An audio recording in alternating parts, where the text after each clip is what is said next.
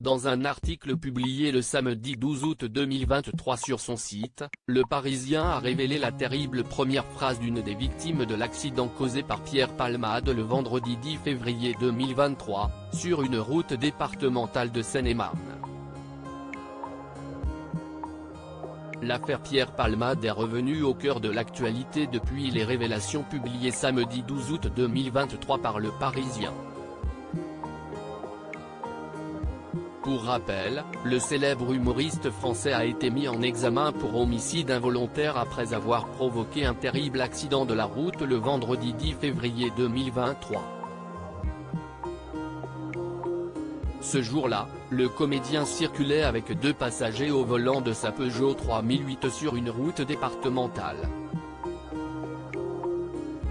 Conduisant sous l'influence de la cocaïne, comme l'ont prouvé ses analyses toxicologiques, Pierre Palmade a violemment heurté de face une voiture qui roulait dans la direction opposée.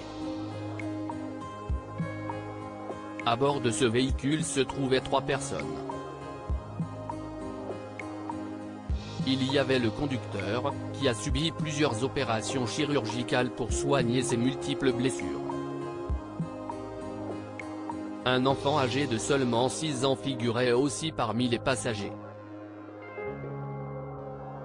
Suite au choc, le petit garçon a été défiguré à vie. Enfin, une femme âgée de 27 ans était elle aussi présente dans la voiture percutée par Pierre Palmade. Enceinte de 6 mois, cette dernière a malheureusement perdu le bébé qu'elle portait ce jour-là. Interrogés par les autorités, les 2 passagers de l'humoriste ont fait de terribles révélations sur cet accident. Affaire Pierre Palmade, j'ai entendu une dame crier après la collision, l'un des passagers de Pierre Palmade est parvenu à s'extirper de la voiture du comédien.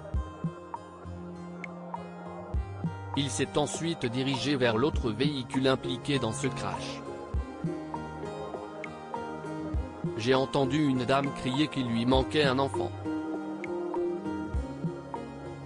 Et je l'ai aidé à chercher, a-t-il affirmé face aux enquêteurs. De son côté, l'autre passager de Pierre Palmade a précisé que cette fameuse aide fut très brève, car il ne tenait pas à s'éterniser sur place.